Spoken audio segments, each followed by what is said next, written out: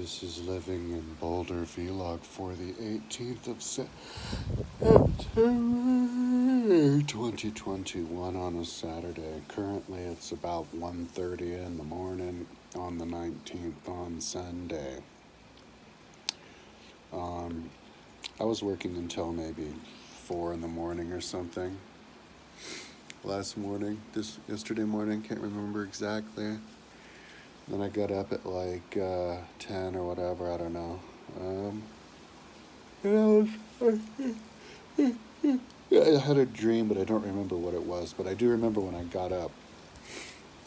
Like as soon as I stopped working, I fell asleep, and as soon as I got up, I woke up. Oh no, that wasn't today. I think I got up at like noon. Yeah. I was working until 4, and then I got up at noon. So it was like 8 hours downtime. But that's when I got up. I was awake for like at least an hour before that. So I got like 7 hours of sleep, but it was 8 hours between work. So I just, a lot of the time when I go to sleep, when I wake up, I like to like lay in bed. I think I did it a little bit too long today though, but it's kind of windy out. Around halfway through September here, it starts to get cool. I like the weather when it's cool like this. And so I was working. I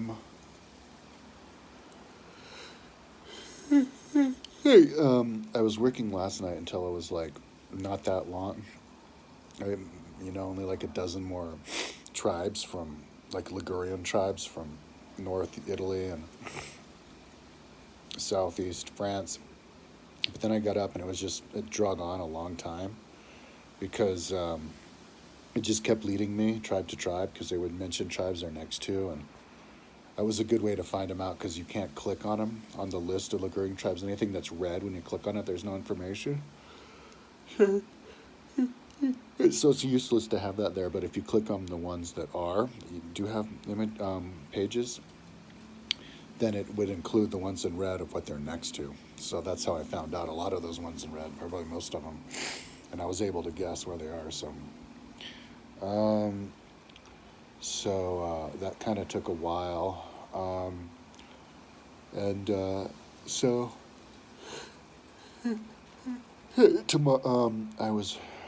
so then I finally got done with that, and then I started working on the Helvetii of Switzerland, because I'm glad that I looked at those other tribes because I wasn't sure, like the southern border of Helvetii. I was like, is it the Rhone River or is it the mountains? And yeah, it's the mountains. It's not the Rhone River, which makes sense. They're in the valley, and that's what Caesar said. But Caesar like vastly overestimated. Well, 30%, but then even more than that, 30% for the length, but 30% for the width too, but even more than that because that was the width to the Rhone, but because they mentioned some tribes that were in the Rhone, so yeah, so I got to work tracing out the 400.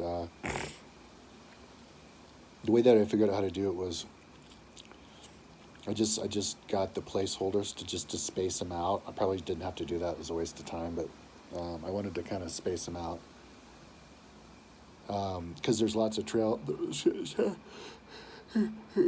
towns, like, Caesar said there were 400 towns and 400 villages and 12 towns, but in reality, like back in those days, but now there's probably like 3 times that, maybe like 1,200 towns that are named settlements in the Helvetian territory in Switzerland, and so I didn't want to get close and just do them clustered, so first stage was doing them spread out, and then try to drag them spread out, and then I just went in and I was dragging the walls around what I can see of the walls, and but not naming them, just dragging them and then measuring how long it is, and then so I think you can kind of guess how big a city is, like even in those days, because everything, I think the roads, like the walls turn into roads, and a lot in like roundabouts used to be towers, you know, because you can see them spaced out and shaped like ancient walls. Most villages don't have walls, but they have distinct boundaries, and they probably in those days had like rudimentary walls, like a lot of them like pegs and stuff, which would turn into roads. Um, so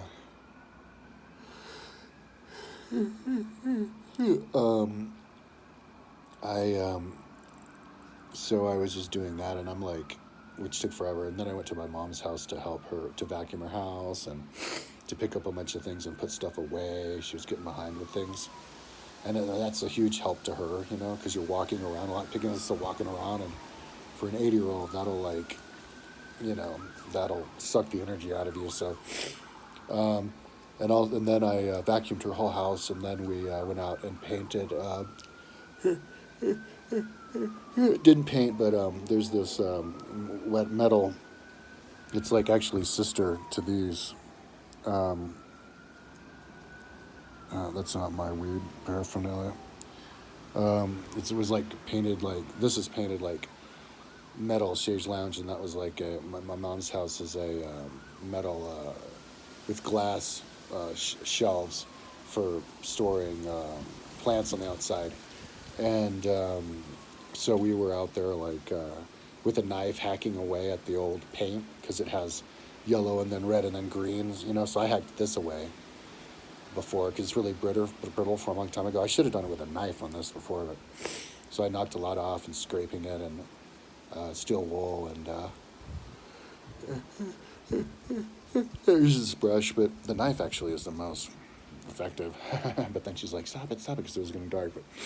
And then to reward me, we went to Burger King again. So I had Burger King for dinner 2 times in a row because, man, they're cheap. Like 2 Big Mac meals is $9. It's like, what? With the coupons. So, yeah, and then she just dropped me off here. So my bike's at her house.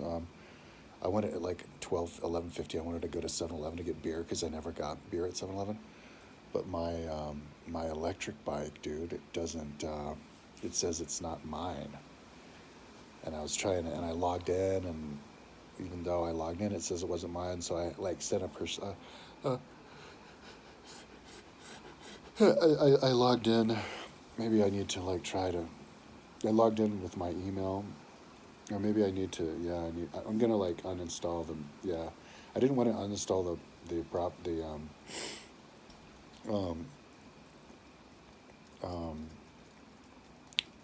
the app because it like deletes all the rides you've ever done. But I think that's what I'm gonna do tomorrow. I'm gonna uninstall the app, sign in again, like create an account or whatever, and just start from scratch. I did send him an email to tell him what's going on, so maybe it's like an old app or something. But that's what I'll do. Yeah, because it was like, and or you can send permission to the owner, and so I sent the permission, but it never got to my email. So, anyways, I wasn't able to go there, but.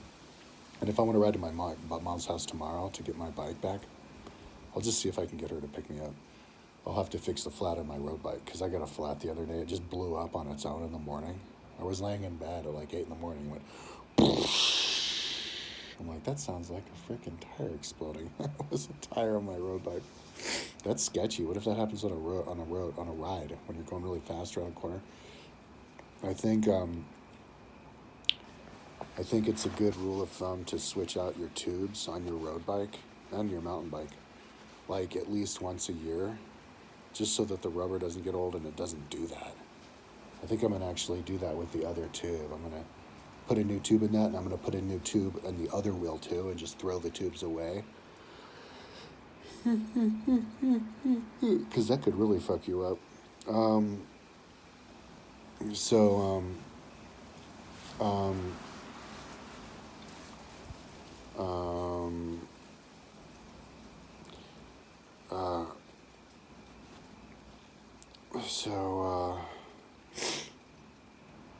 I'll figure all that out tomorrow.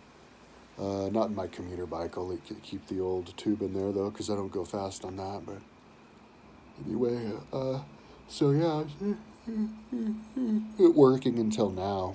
I'm not tired at all. I just somehow I'm yawning all the time. Because I'm like out of shape. Sometimes I get a little groggy during the day, like I can't keep my eyes open, and it only happens in the day. It's the weirdest thing. And it happens after I drink beer, because my mom gave me 2 beers today, because she got me a 6-pack the other day, and I drank 3, and she had 1, and then she didn't want the other one, so I had 2. But it didn't really bother me. But yeah, if I have drink beer, like it'll make my eyes go to sleep. But also during the day, sometimes I just can't keep my eyes open. So I just kind of close my eyes and have to have a nap. But it's not happening now, and it never happens at night. So it's weird. I'm like totally nocturnal. Anyway, so I'm like down. I don't know. Maybe I'm like halfway through tracing the villages of Helvetii, and it's the 400, and I guess how big they are, And I did a test, just because I wanted, because the Helvetii, and when they conquered the Helvetii, it said that they had their like paperwork said that they had 261,000 citizens, and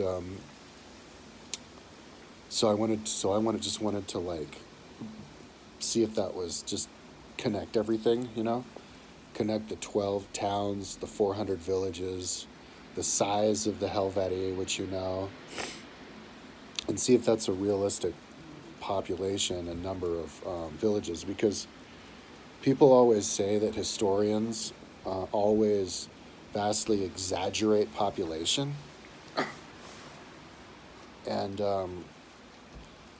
and they do but I'm not so sure they do, like, because I actually Googled it right before this video. I said, why do ancient historians always exaggerate population? And all these people are like, oh, it's because they're trying to make himself seem like a paper tiger. Oh, it's because this and it's because that. And it's not like don't theorize why you think they would do it. Like, why are you so sure that they actually do it? Like, has there been some kind of test done, scientific test? Because I think what's going on is people, and even the historians, everybody, like the best historians, it's just an assumption that they make. They assume that the ancient world is so like primitive that they could never do that. But if you read the stories of what people do, I mean,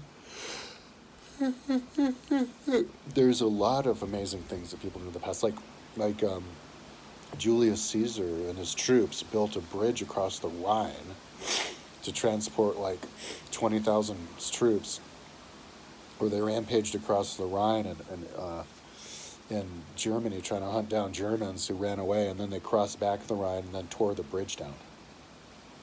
They built a wall that was 11 and a half miles long. Julius Caesar thought it was 19 miles long, 17 and a half English miles, from Lake Geneva all the way to the top of the mountain of the north, the Jura Mountain. And so that's amazing, and with a ditch in front of it. And like when they would hike, they would create a new city every day. Like they would erect a wall around their legion, and then they dig a ditch in front of it, and they would set up the roads in the same way. I mean, that's like amazing. Like, we should try to emulate that now. I think we should make it a reality show. That'd be amazing. Give us the same exact like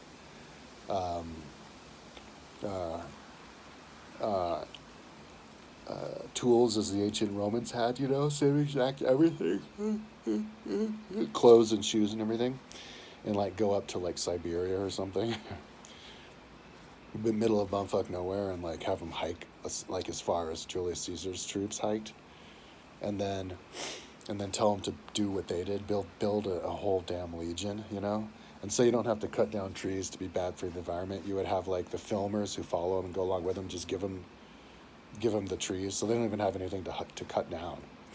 They would just have the trees already pre-cut down, and then they'd have to erect them and do that every day. Like, that'd be amazing. You could like, yeah, you could incorporate that in movies and make it seem realistic. But the whole thing about the population is like, They did crazy things like the Helvetii. They were going to move their entire country of 264,000 people into France to take over France. Like, how crazy is that?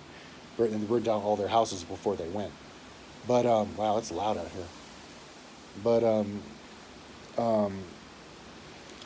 um, as far as the population, like, um, I mean, I don't know. I actually don't know what the population of Switzerland is, but I'm sure it's a whole lot more than the 264,000. And there's like 4 times more villages and stuff. So there's more now than then. And I think they imagine it's just too much because we can't imagine in the past them being as civilized as I think they actually were, or as capable, or as smart. Because we see it's like a tribe here, a tribe there, they were fighting, whatever. We can't get a clear picture of it. So, no, of course not. It wasn't that many. So, what I want to do is actually, like scientifically do a, an experiment, and just, and come to a conclusion for myself, but also show with everything that I have done, other people can judge for themselves of what they think, So the way that I did it, and I think I talked about this the other day, but when Romulus started Rome, he started it in 753 with 100 patricians. And that's where the patricians come from in Rome. And we know exactly how big the city was because it was on the Palatine Hill. So I traced around the Palatine Hill. It was 1.5 kilometers exactly. 0.91 miles. A Roman mile is 0.92 miles, so it was pretty much a Roman mile. I don't know if that's how they got the idea to make a Roman mile, which is 1,000 steps, so it's 1,000 steps around. Serendipitous, but so it's 100 men in 1.5 kilometers around, and I just guessed, each man was part of a 5-person family. So, whether it was you and your wife and your 3 kids, or maybe it was you and your 4 slaves or whatever, it's just a good guess. So that's 500 people. 500 people of original Rome. And so when Julius Caesar said it was 400 villages, I just considered that the original Rome would have been a village. A village is about a mile around in circumference. 1.5 kilometers in circumference would be a village of 500 people. So, and then he said there were 12 towns. So I guessed a town would be about 4 kilometers around. Maybe town/city, a town 4 kilometers around. Mantinea is 3.97 kilometers around, which you can still see the wall perfectly. You had a battle there, and it was one of the cities of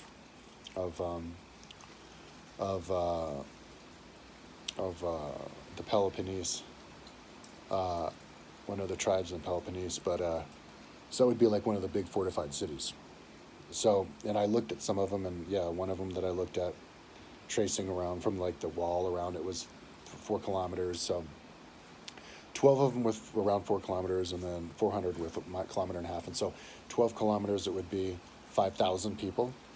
If you're going to do it by people, density of people per square meter. So so that's 500 times 400 is 200,000, and then 5,000 times the 12 is 55,000.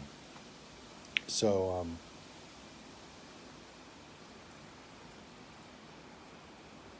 is that right? Anyway, oh, no, 5,000 times 11 is 55,000, and then to make it to 63, you just have the capital at 8,000. So 263,000. So I went to trace them all. Now most of the ones that I trace are around 1 kilometer around. Some of them are a little bit more.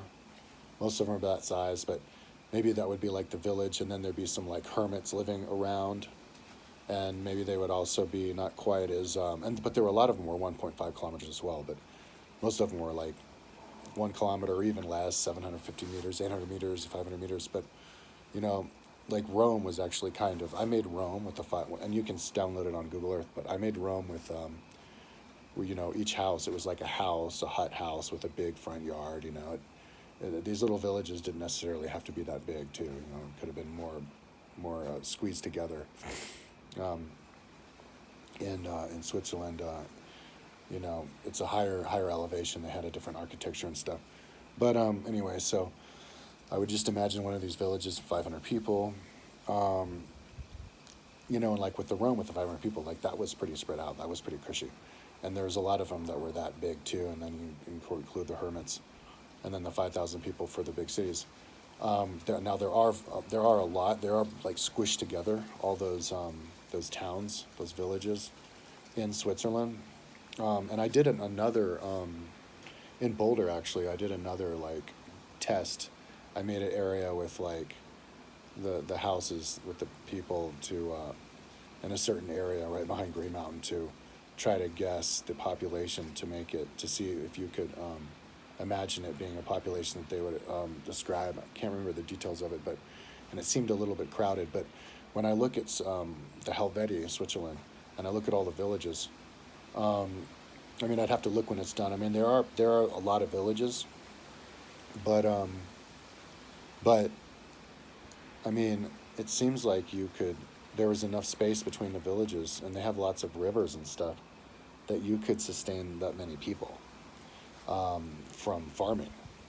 If you just have a farm in between each village, taking up the whole area like it is now, and they farm right and they know what they're doing, it seems like that they could, and then of course they have their domestic animals, their cows and their pigs and goats and everything, that they could sustain that much.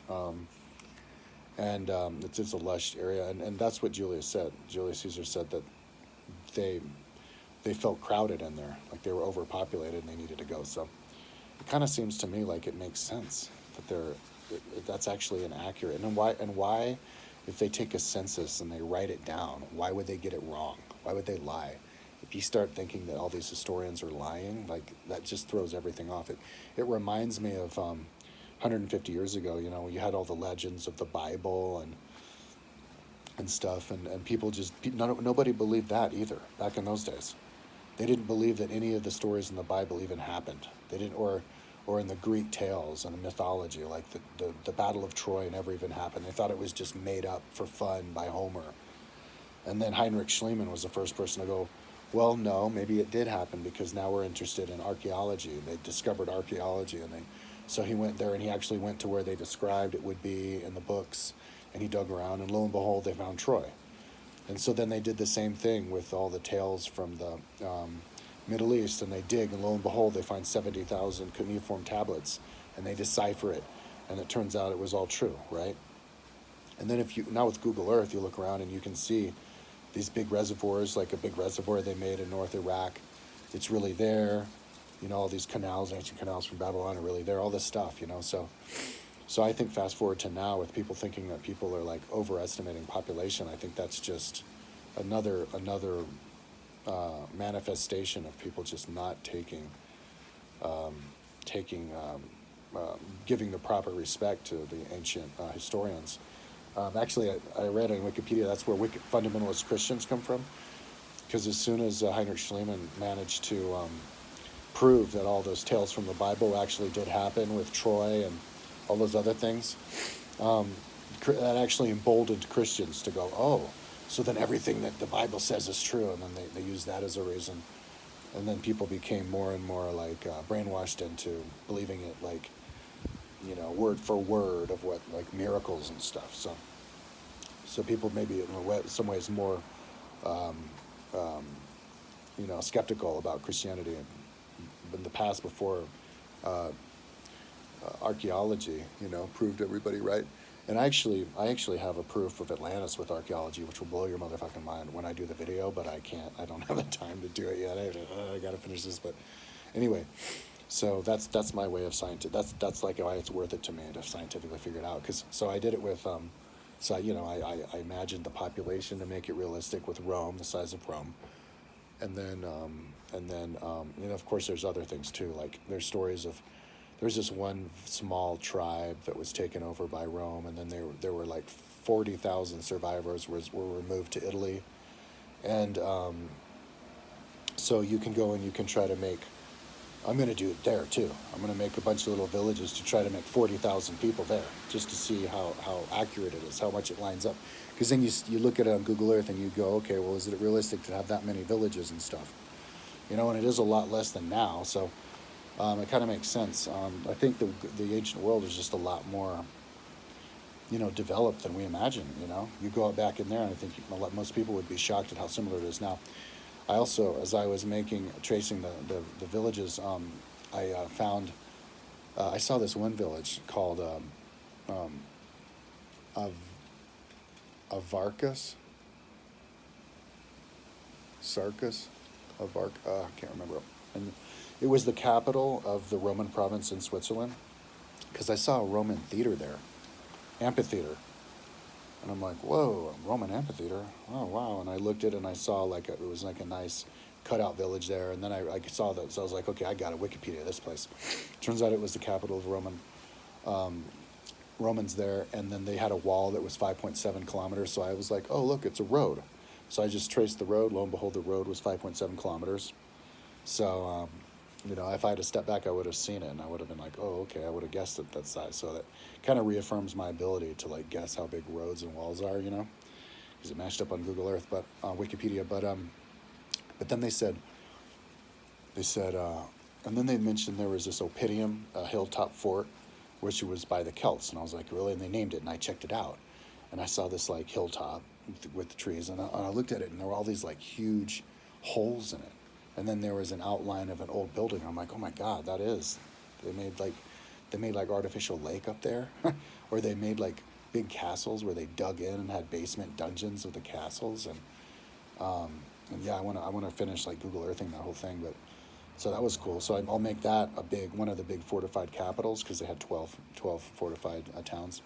But then they said what they recently archaeologists found was the capital, probably the capital of all of Switzerland. So where Orgetorix lived, you know, that'll be the town with the 8,000 people. And I looked at it, and I traced around the top, and it does look like one. And so that was cool. I found the capital, and it's a perfect place to put a capital. Obviously, it would, a big flat top, and it's right in the middle. And then I even found another one, which was like an old old hilltop. Like you see a lot of these like grassy knoll, like tree filled knolls, and like in Google Earth, and if you zoom in on them, like they're flat, and then it goes down really steep, and you're like, oh my God, that's an overgrown uh, man-made wall from like thousands of years ago. So I was tracing over a few of those, and yeah, rediscovering old like Celtic, or maybe later than Celtic, but probably as far back as Celtic Opitiums, hilltop forts and stuff. So that was really cool. Like if you look at Google at Rome on Google Earth, and you zoom in with the 3D, you can see that all of the hills have like they have sharp drop-offs, because they were, you know, they're built up on like stones, like fortified stones, and walls that they made. Um, so yeah, I mean, history is like written all over the world, but like Switzerland is a great example. Um, I think the stupidest thing anybody ever did in history was those Helvetii trying to go into France, because they were all bummed that they were like too many people squished in like this narrow area. They were in freaking Switzerland. They were living in the best place in the whole world where everybody would want to live, and they're trying to like degrade themselves, like go on a big downgrade, moving into a place that's not nearly as nice. I mean, they had lakes everywhere, surrounded by mountains, rivers everywhere. It's like, that's a perfect spot. You fools. But they just found, I guess, they felt emboldened because there were so many of them. I guess it was it was part of a trick by Orgetorix, the leader. Who was trying. I guess he was the manager of it. He was the visionary of it, and he ended up, like, I guess, killing himself because they were gonna burn him at the stake. For trying to like take over and become king, because they were just a confederacy of different four cantons. But then for some reason they went and tried to do it anyway. I don't know why. Like maybe that's what they wanted to do, or and yeah. Anyway, So that's that's why I'm doing it, and yeah, then people can kind of decide for themselves, you know. And actually, in the future, I guess you could do tests. You know, you could do tests with, or maybe I should do it with. You know, look at give your average like space somebody would have up there in Switzerland, and say, okay, well, could you support 500 people on this much space with all the animals that they had and what they can grow, and see how it works. They also had big river flowing through it, so they could do in lakes, so they could do fishing, which can feed you really well. You know, that's another reason why I could have supported so many people. But and there's lots of woods and stuff, so they could have done hunting and. But anyways, that would be interesting. So yeah, I'm not gonna go back to. I think after I finish doing the Switzerland, and hopefully I can finish it tomorrow if I bust my ass all day. But and then I'll get going on Julius Caesar and try to draw out all the things that Julius Caesar was talking about. And when he starts talking about when he goes here and these tribes and these tribes, I actually already have the tribes like on my Google Earth. I don't have them like perfectly aligned with each other, you know, like because you know I only did version one. I just did it like this valley, this valley. A lot of them overlap, a lot of them don't touch. So I do like I'll do like a fix it, you know, a final version where I go in there and I make them all line up with each other. The ones that I have listed, there are probably a few red ones, mentioned ones that don't. If I was more anal, if I was more of a perfectionist, I could go in through all those red ones, and I can't now because I don't. Actually, I could go through all the red ones and the ones that I don't have on my Google Earth. I could just paste them onto like Pliny and Livy, and with all the different spellings, and then see if Pliny or Livy say anything about what they're next to. But I don't think I'm going to go that far. That'll drive me crazy. I'll be happy enough, and you know if like when I read Pliny and Livy, and if I ever hear them, I stumble across it, I can just modify it, you know. So, but it does give me a good idea of like, you know, a lot of these tribes take over just like a valley, you know, up in the mountains, and I can make little tribes when I make Boulder Rome. I can make little tribes that big up in the valleys here of the same size, you know. So, and like have like sister tribes and stuff. So that'll be interesting. So yeah, I mean, I have a lot of work cut out for me, but I'm done helping my mom. I was wasting a lot of time helping my mom over the last couple of weeks with her deck, so now I can focus and work on this all the time now, and yeah, just see if I can do this Julius Caesar book in a reasonable period of time, you know, on Google Earth it, and then of course eventually put it onto the Julius Caesar Gallic Rome webpage of mine later on. Not now, not anytime soon, but um, but once I start going on Julius Caesar, it'll be interesting, and it'll take just a couple of days to gauge like how big of a project that'll end up being. But just off the top of my head, to Google Earth Julius Caesar book, I'm thinking like a month. I mean, is it worth it to me to do it in a month? And I think I could do it in a month, but the thing is, it's a unique book because it's such detailed of all the tribes, like more than anything, more than Livy talking about the founding of Rome and stuff. So I think it's worth it. But realistically, like if I could do Julius Caesar in like 2 weeks, the Julius Caesar book in 2 weeks, that'd make me happy. But anyways, we'll see. Talk to you tomorrow.